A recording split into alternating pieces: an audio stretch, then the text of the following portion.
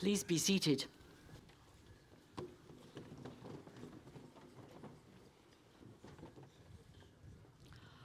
Welcome, graduating students, families and friends, faculty, trustees, and staff to the 2017 Stanford University Baccalaureate, our multi-faith celebration and an opportunity for a time of reflection and some quiet, some pause for thought in the midst of this busy weekend. As we welcome our guests, families, and friends to Jane and Leland Stanford's great university, so we acknowledge that this university was built on ancestral Mwekme Ohlone tribal land, or Mwekme Taruk, the Chechnya language word for house of the people. We offer our respect to the elders of the Mwekme Ohlone tribe, past and present, and extend that respect to all the Native Americans who have been a part of this university from its very beginnings to the present, the very first being the writer and journalist John Milton Oscarson, who is Cherokee, who graduated in 1894. We are deeply honored to have as our baccalaureate speaker today, Marian Wright Edelman, an activist who has dedicated her life to working with those most disadvantaged in this country. Her participation in the civil rights movement in the early 1960s led to her life's work for racial justice and a commitment to the reforming the policies of governments on behalf of women, children, and families. She was the first Black woman to be admitted to the Mississippi Bar, and she directed the NAACP Legal Defense and Educational Fund in Jackson, Mississippi. In 1973, she founded the Children's Defense Fund, of which she remains president. She's a graduate of Spelman College and Yale Law School and has received over 100 honorary degrees, as well as many highly prestigious awards, including the Albert Schweitzer Humanitarian Prize, the Heinz Award, a MacArthur Foundation Prize Fellowship, the Presidential Medal of Freedom, the nation's highest civilian award, and the Robert F. Kennedy Lifetime Achievement Award for her writings, which include some 12 books, the most recent of which is The Sea is So Wide and My Boat is So Small, Charting a Course for the Next Generation. She's married to law professor Peter Edelman and is the mother of 3 children, one of whom, Ezra, was this year an Oscar winner for his compelling documentary, OJ, Made in America. In his Oscar acceptance speech, Ezra thanked his parents, saying, "They have spent their whole lives making this a more humane and just society." Marian Wright Edelman, your commitment to creating a more humane and just society over the past 6 decades has been and remains extraordinary. You have expressed this commitment in these words: "If you don't like the way the world is, you have an obligation to change it. Just do it, one step at a time." This is a really important moment to have you speak to our graduates, and we thank you so much for accepting our invitation to do so. Our student speaker, selected by the class presidents,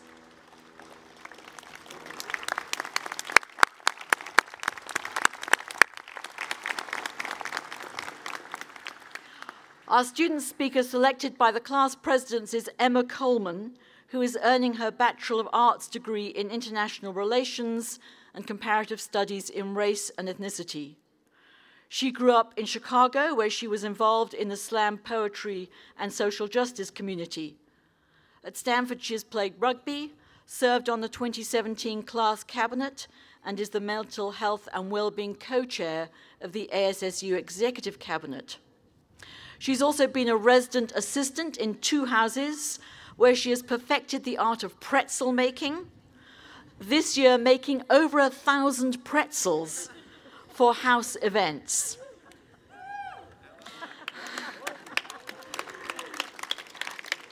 Emma is passionate about furthering racial justice through policy reform, and next year she will work as a public policy fellow at the New America Foundation, a think tank in Washington, D.C.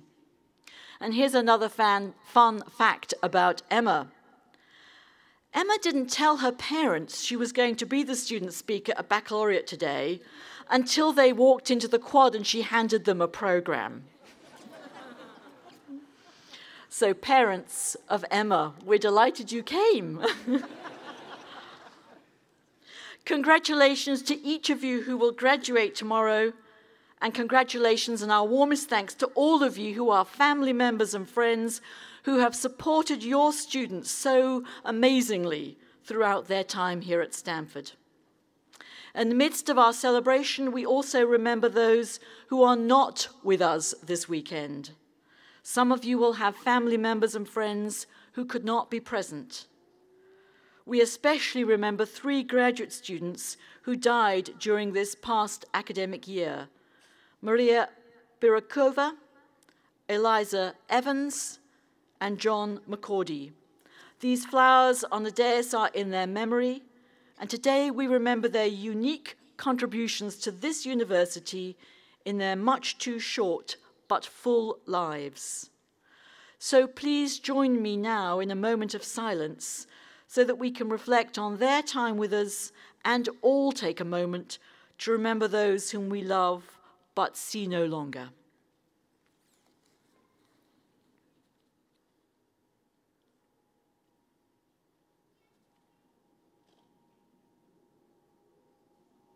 Amen.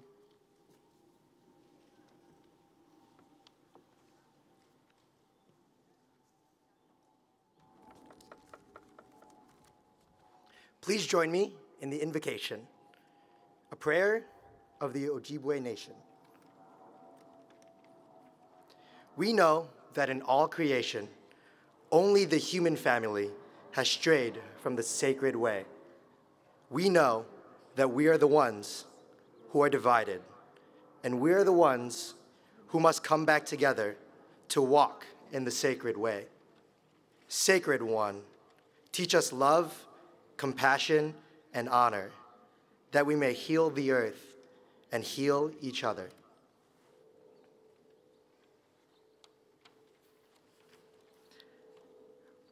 A reading from the prophet Habakkuk, chapter 1, beginning at verse 1.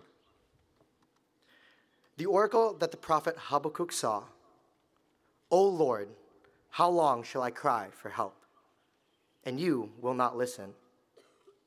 Or cry to you, violence, and you will not save? Why do you make me see wrongdoing and look at trouble? Destruction and violence are before me. Strife and contention arise. So the law becomes slack, and justice never prevails. The wicked surround the righteous. Therefore, judgment comes forth perverted.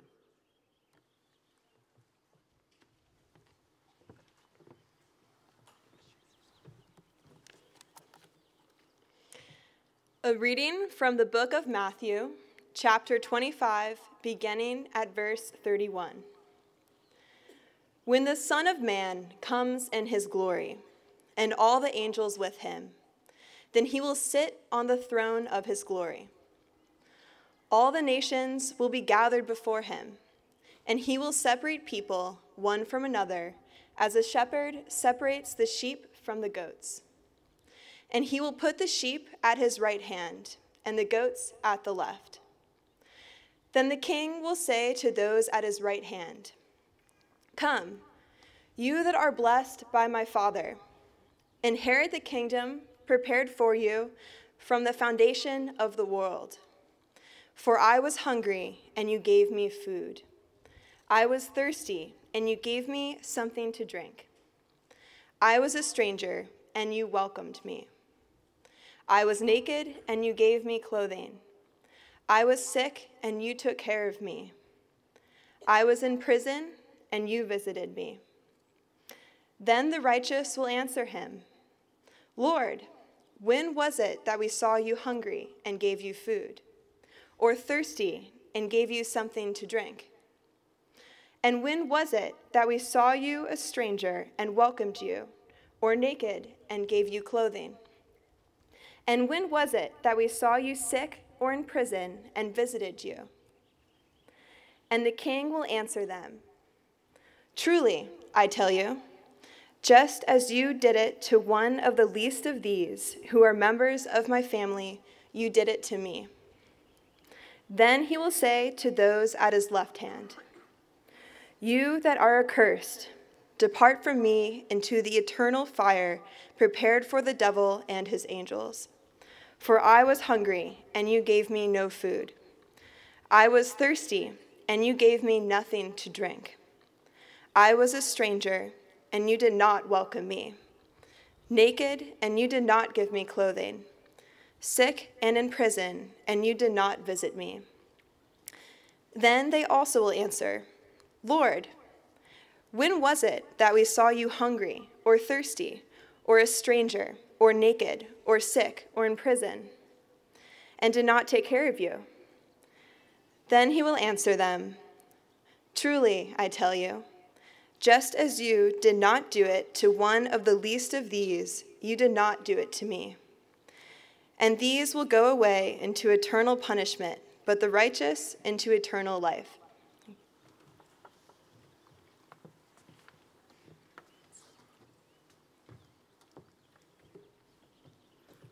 A reading of Poems by Rumi. Come, come, whoever you are, wanderer, worshiper, lover of leaving, it doesn't matter. Ours is not a caravan of despair. Come, even if you have broken your vows 1,000 times. Come, yet again, come, come. Your hand opens and closes, opens and closes. If it were always a fist or always stretched open, you would be paralyzed. Your deepest presence is in every small contracting and expanding, the two as beautifully balanced and coordinated as birds' wings.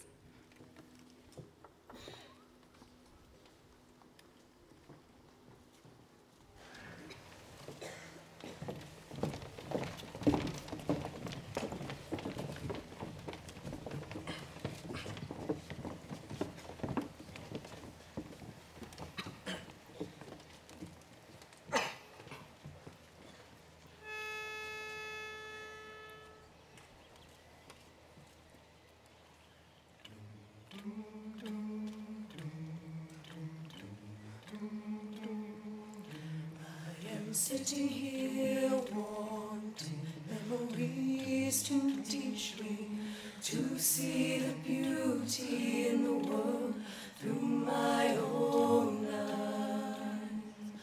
I am sitting here wanting memories to teach me to see the beauty in the world through my own eyes. You used to rock me in the cradle of your arms. You said you'd hold me till the pains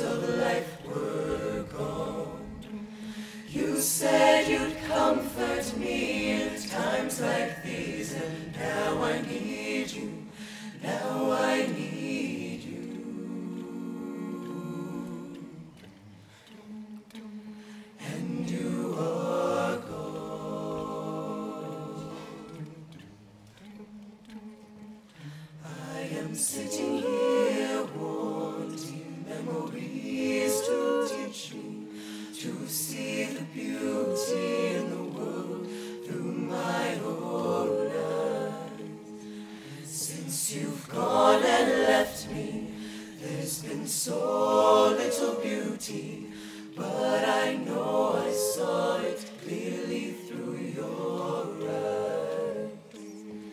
Now the world outside is such a cold and bitter place. Here inside I have few things that will console. And when I try to hear your voice above the storms of life, then I remember all the things that I was told. I am sitting here wanting memories to teach me to see the beauty in the world through my own eyes. I am sitting here wanting memories to teach me to see the beauty in the world through my own eyes. I think on the things that made me feel so wonderful when I was young. I think on the things that made me laugh, made me dance, made me sing. I think on the things that made me grow into a being full of pride. I think on these things, for they are true. I am sitting here wanting memories to teach me to see the beauty in the world through my own eyes. I thought that you were gone, but now I know you're with me. You are the voice that whispers all I need to hear. I know a please, a thank you, and a smile will take me far. I know that I am you and you are me and we are one. I know that who I am is numbered in each grain of sand. I know that I've been blessed again and over again. I am sitting here wanting memories to teach me to see the beauty in the world through my own eyes. I am sitting here wanting memories to teach me to see the beauty in the world through my own eyes. Higher, higher,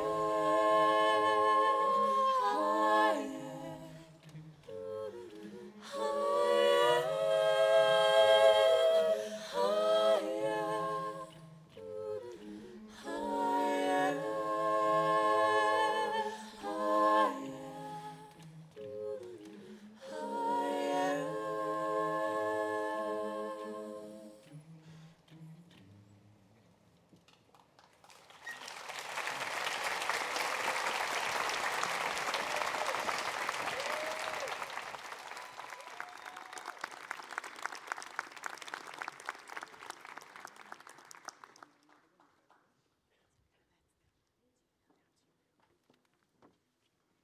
That was wonderful.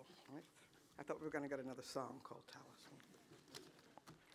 I am delighted and honored to be here with your trustees, your new president and faculty and administration and families. But I'm most delighted to be here with what I know is the best graduating class in the history of Stanford University. So congratulations.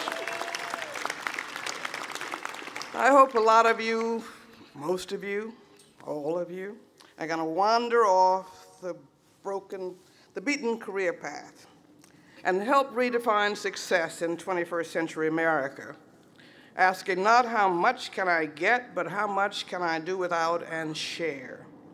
asking not how I can find myself, but asking how can I lose myself in service to others and leaving our nation and world better than we found it.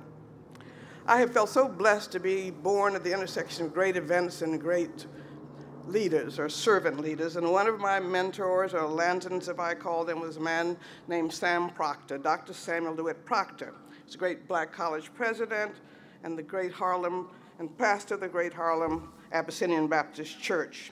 And he came down for our Children's Defense Fund Haley Farm opening, and he talked about those born below the scratch line. And he said, "We do not all start at the same scratch line, although there's one original position, hypothetically, for everybody. You were born here owning nothing, having earned nothing, just born. There you are helpless. You are indebted to everybody, but some of us opened our eyes and saw nothing but blessings just dumping on us. I opened my eyes, and there was Herbert and Thelma, my grandma Hattie, a slave in Chesterfield County, in 1882, smiling on me. How in the world could I lose? Taught me how to read and sing four-part harmony before I ever got to school. Taught me how to play the clarinet and piano, and made me go to Sunday school. And Daddy didn't send us. Daddy took us to Sunday school. If there was nobody in the Sunday school but one person, that would have been my daddy with his little 6 children at the Bank Street Baptist Church. That's what I inherited. I didn't earn it. You can't get that with a Visa card. It was given to me. Now, all through my neighborhood, there were other young fellas. I could remember all of them. Daddies were not home half the time, didn't read in their homes. Nobody went to Sunday school, none of that. They started life below the scratch line. I started life, and I count myself among those eyes, way above the scratch line. Everywhere I went, someone said, "Aren't you Miss Hattie's grandson or Herbert's boy? Skipped 3 grades. Never was in the 3rd, 5th, or 7th grade. Everything smiling on me.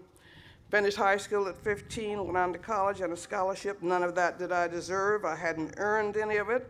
I started life with a head of steam. My mother and father had been trained. They'd learned poetry, Paul Laurence Dunbar and Alfred Lord Tennyson. And they gave all of that to us children in great abundance. And my buddies up the street had none of that. Now, if we want these bones in our nation to live again, those of us who have inherited benefits we did not earn or deserve need to turn around and help those who inherited deficits they did not earn or deserve, and help them to rise up to the scratch line. But where we are, all of us, the scratch line to where we are, so that they may earn and enjoy all the benefits that we so take for granted. Can these bones live again, O Lord our God? These bones can live, but only if you and I stand up and make sure we provide the citizen voice, the faith voice, whatever that faith is, the energy and the determination to make sure that this country is going to honor its creed. And you happen to be born at a moment of extraordinary opportunity when everybody's trying to take away the last 50 years of progress. And I'll just tell you, this one grandma, we ain't going backwards. We're going to have to go forward, because we're not going to have my grandchildren fighting these same battles all over again. So you've got an enormous opportunity and responsibility to stand up and make sure we do move forward. In 1968, Robert Kennedy talked to the University of Kansas students, and he reminded us that even if we act to erase material poverty, there's another greater task. It is to confront the poverty of satisfaction, purpose, and dignity that afflicts us all.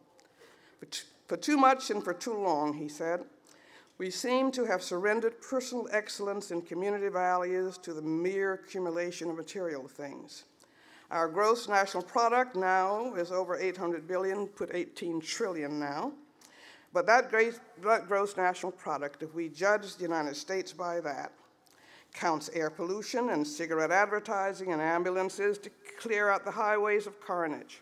It counts special locks for our doors and the jails for the people who break them.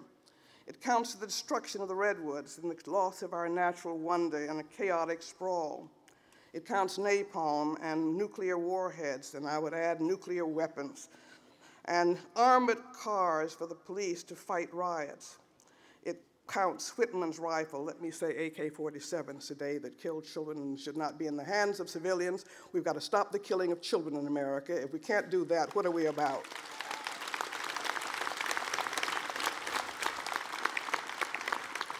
It counts the television programs, which glorify violence in order to sell toys to our children. Yet the gross domestic product does not allow for the health of our children, the quality of their education, or the joy of their play. It doesn't include the beauty of our poetry or the strength of our marriages, the intelligence of our public debate, or the integrity of our public officials. It measures neither our wit nor our courage, our wisdom or our learning, neither our compassion nor our devotion to our country. It measures, in short, everything about America except why we are proud to be Americans or people who live in America. And it can tell us everything about what we need to be doing here at home and what we people across the world pine for. We are now truly one globe, and it is just marvelous to look out here at this graduating senior class because you are the face of the world, and it's a wonderful thing to behold. One day I got home and there was an envelope with an old clipping in it from an anonymous person. And it says, everything you need to know in life you learn from Noah's Ark. And it said the first lesson was don't miss the boat. And the United States is going to miss the boat to lead and compete and be respected in our globalizing world because we are not preparing a majority of our children for the future. The greatest threat to America's national economic security does not come from any enemy without, but from our failure to invest in and educate all of our children. Yet every 9 seconds of every day, a child drops out. Every 37 seconds, a baby is born into poverty, and all these years after Brown versus Board of Education and Plessy v. Ferguson, our children are going to school, a majority of them who are non-white and who are poor are still in schools where the funding is separate and unequal, and we are resegregating without any consequences, enough of an outcry from all of us. If you don't educate our children, we're not going to be the strong country we need to be in the country. A majority of children in all racial and income groups, and over 70% of Hispanic children and 80% of black children cannot read or do math at grade level in 4th and 8th grade. What is a child going to do in this globalizing economy if they can't read or compute at the most basic levels? They're being sentenced to social and economic death into the cradle to prison pipeline. And we're going to break up that cradle to prison pipeline. Let's break up the prisons, but let's also make sure that that pipeline is destroyed. And we get out there and we put in place an early childhood system, a high-quality education system, out-of-school time and high-quality summer programs. It is so important that children, all of them, have hope and opportunity, and you again are the generations to begin to help us do that on scale. Because any nation that fails to prepare most of its children for productive work in life must correct course and must do it right now. And all of us must be a part of the solution as parents and educators at all levels, community, business, faith, and political leaders. Children have to be able to read, and we know how to do that. And so we really need to make sure that a part of our new movement is to make sure that we move forward and not backwards. And in the first weeks of this administration, they proposed to cut billions and billions from education funding for disadvantaged children. They've repealed all of our guidelines, hard-earned, to help the most vulnerable children in school and foster care, who are homeless, who are without parents. We need to stand up and build a strategic, nonviolent, loud, sustained movement to say we're not going to go back, and I hope your voices will join with the rest of us, because we're not going to go back. Second lesson from Noah's Ark is that we are all in the same boat. Now, many Americans may not like or think they have any self-interest in ensuring a fair playing field for other people's children, especially poor and non-white children, but whether we like it or not, Black, Hispanic, Native American, and other children of color will constitute a majority of our child population by 2020. They're already a majority of our babies being born today, and isn't it better to have them supporting strong Social Security and Medicare systems, if they don't destroy those too, and ensuring a productive and competitive workforce than for us to be supporting them in costly, ineffective prisons? Our states are spending on average nearly 3.5 times more per prisoner than public school pupil. That's about the dumbest investment policy I can think of. In fact, California is spending 5 times more per prisoner than public school pupil. Let's keep our children out of prison, and let's invest that money in education and health and in jobs and in parenting. 71% of Americans 17 to 24 can't get into the military because of weight issues or a history of drug use, crime, or lack of education. The greatest threat to American security, not apart from our soul, doesn't come from an enemy without, it comes from our enemy within and our failure to respect and protect and invest in all of our children. And we can change that, and we must change that, and we need your voice. The third lesson from Noah's Ark, very quick, was to remind us that it wasn't raining when Noah built the ark, that we had to plan ahead. Because tomorrow is today, and children have only one childhood. And we need to be giving them a healthy start and early childhood experiences, first-rate schools with first-rate caring and culturally sensitive teachers and administrators, and stimulating out-of-home freedom schools so that they can see their role models. It's hard to have books that are diverse, and they can get hope from those books and see themselves in those books. And I hope that you will move away and begin to talk about freedom schools everywhere, and move away from this first quarter quick profit and invest in the lives of our children as they are growing up.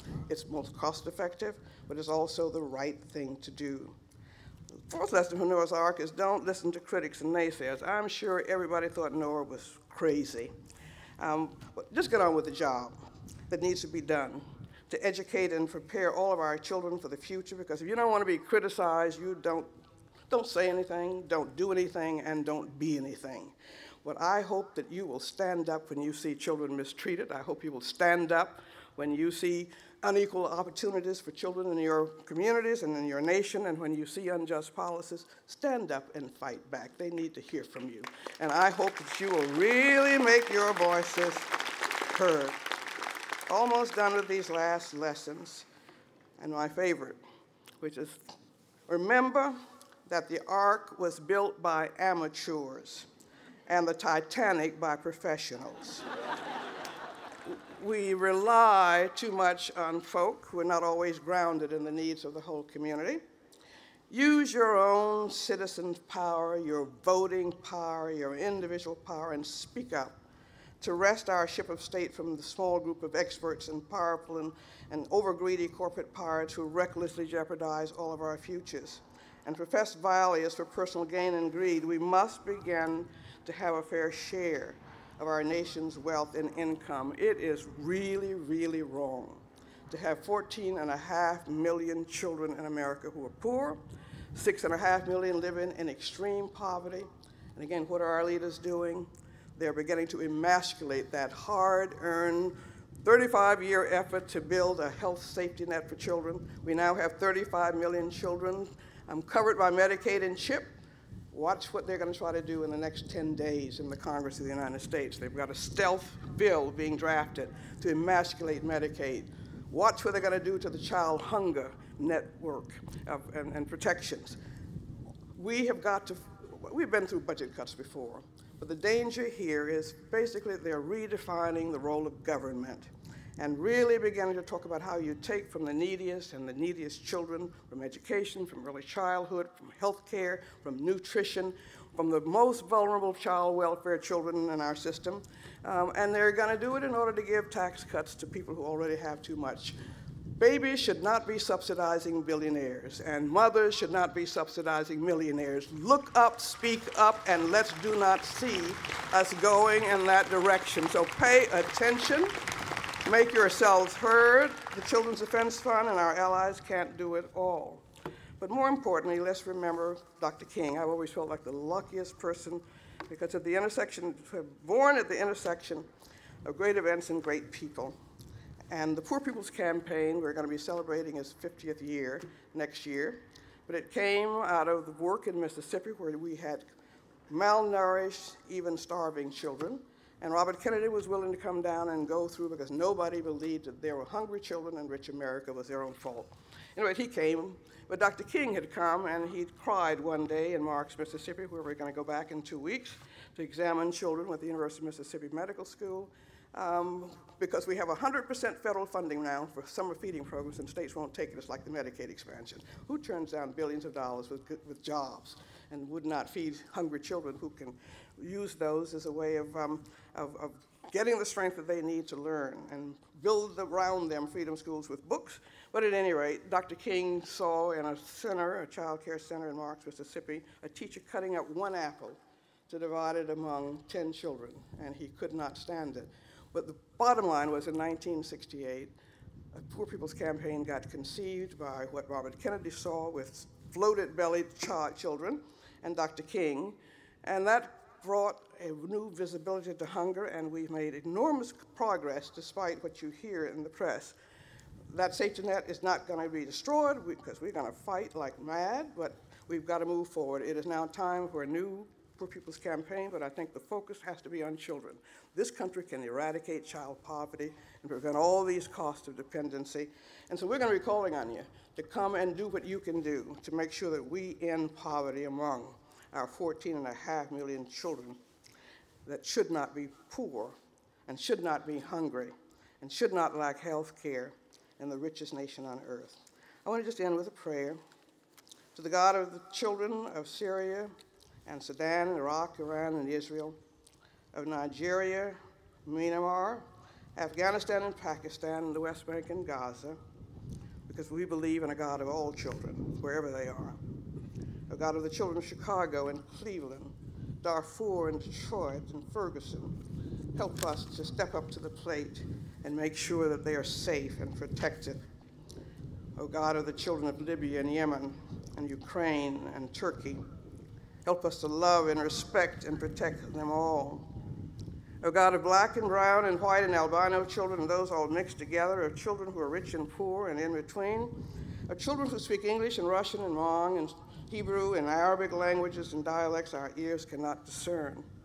Help us to love and respect and protect them all. O God of the child prodigy and of the child prostitute, of the child of rapture and the child of rape, of run or thrown away children who struggle every day without parent or place or friend or future. Help us to love and respect and protect them all. O God of children who can walk and talk and hear and see and sing and dance and jump and play, and of children who wish they could but can't. Of children who are loved and unloved, wanted and unwanted.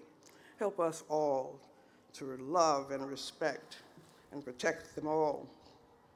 O God of beggar, beaten, abused, neglected, homeless, AIDS, drug, violence, war, and hunger-ravaged children, of children who are emotionally, physically, or mentally fragile, and of children who rebel and ridicule, torment, and taunt, help each of us to stand up and to say they are our children too, and to love them and protect them and respect them all.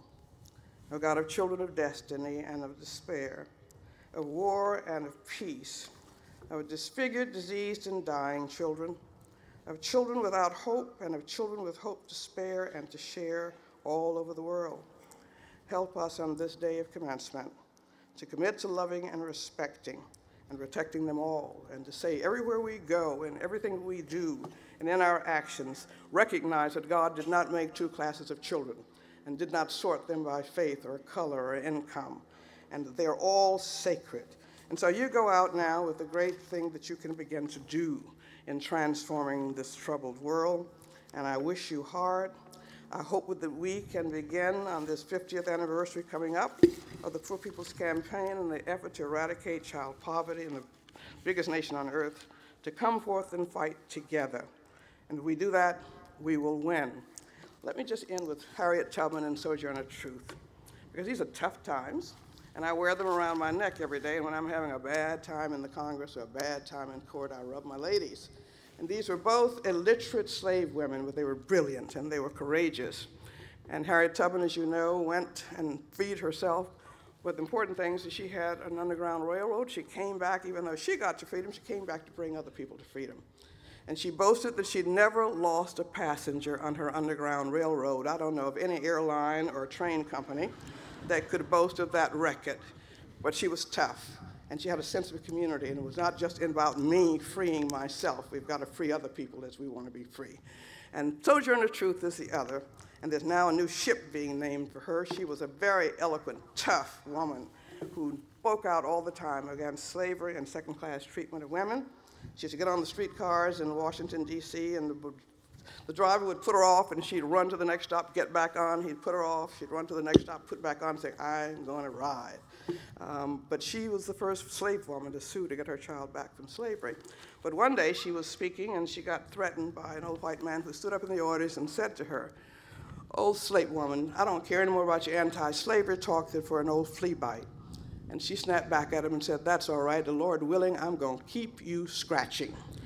So often we want to be big dogs and be in the media and doing flashy things. My theory of change, watching the Flea Corps for Children grow over the last 50 years, is that we just all need to be strategic fleas. If we have enough strategic fleas who bite and who stand up and fight back when our political officials whom we are monitoring are doing the wrong thing for children, we will begin to move this country in a new way. And so I urge you in this time, with all of the new opportunity for us to build a new movement, which we must do, to end poverty, to end the violence that is really just unacceptable in our nation and wrong, and to build community rather than chaos in our nation. Get involved. It's your responsibility to see that that next generation gets up above the scratch line. So Godspeed as you go out. I'll be in touch with you about movement building. Thank you.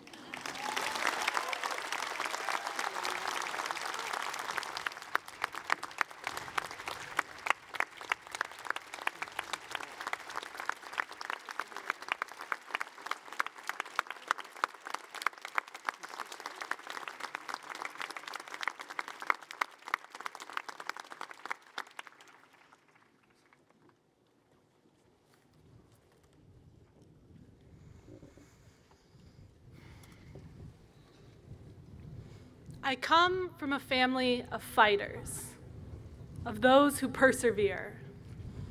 My grandmother raised 5 kids while my grandfather drove a milk truck.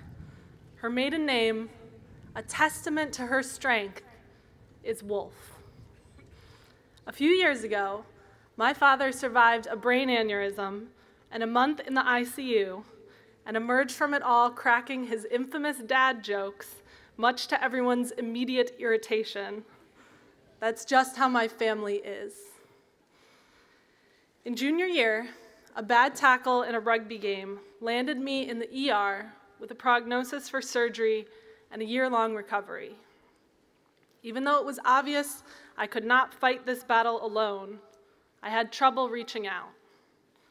Just as Stanford students are perpetually afraid that we'll jump at the wrong time during All Right Now, I was afraid to ask for help. I was afraid that asking for help was an admission of weakness.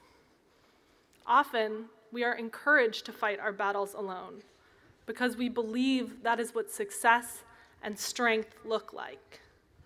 We celebrate the individual successes of our peers, our Olympians and startup founders, our championship pianists and published authors. It is in the entrepreneurial spirit of Stanford to recognize independent champions.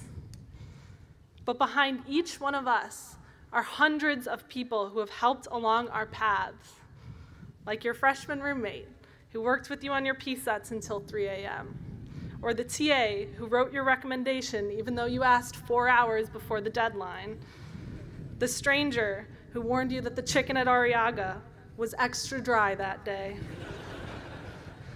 All these people offered help so generously, asking for nothing in return.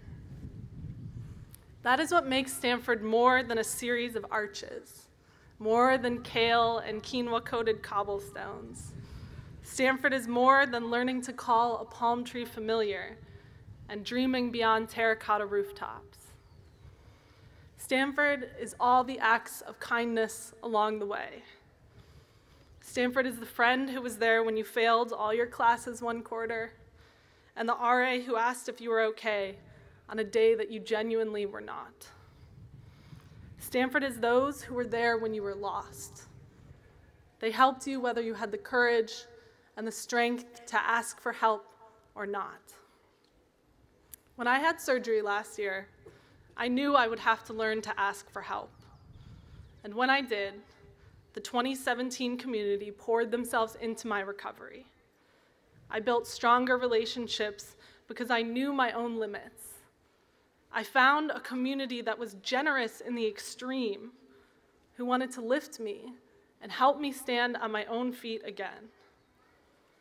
These acts of kindness from friends and strangers are what shaped our Stanford experience into what it was, and shaped us into who we are now.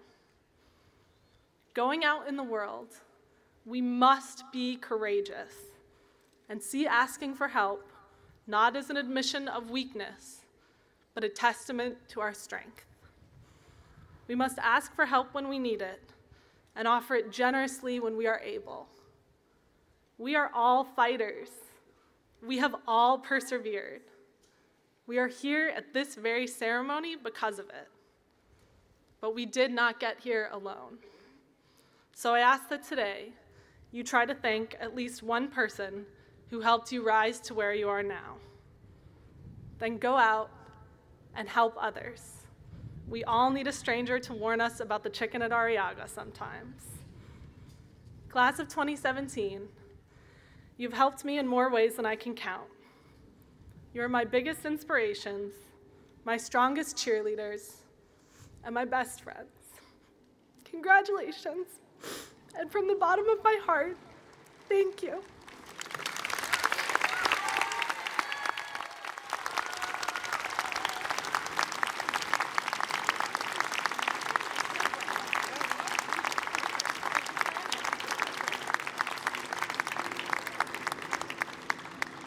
I invite you to rise for the benediction.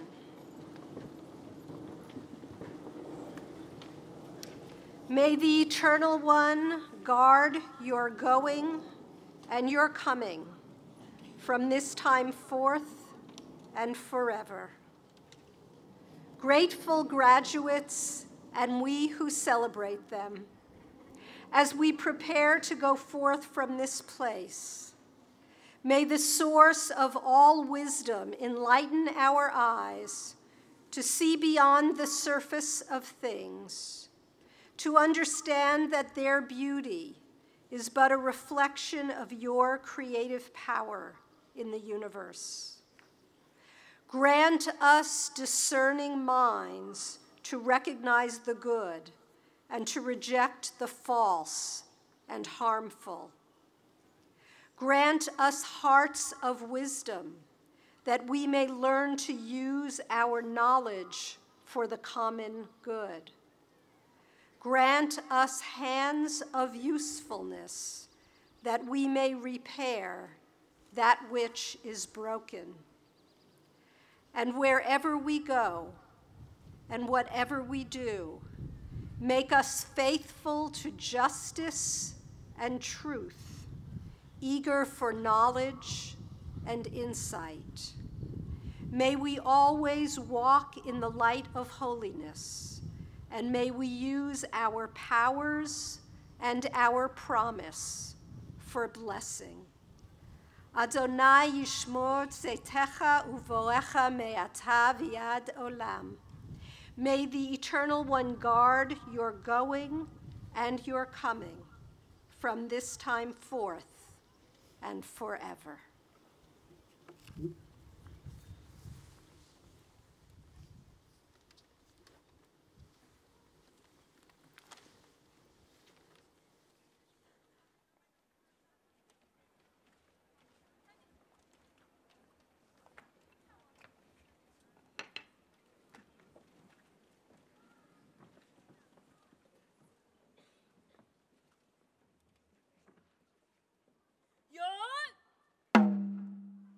Yeah.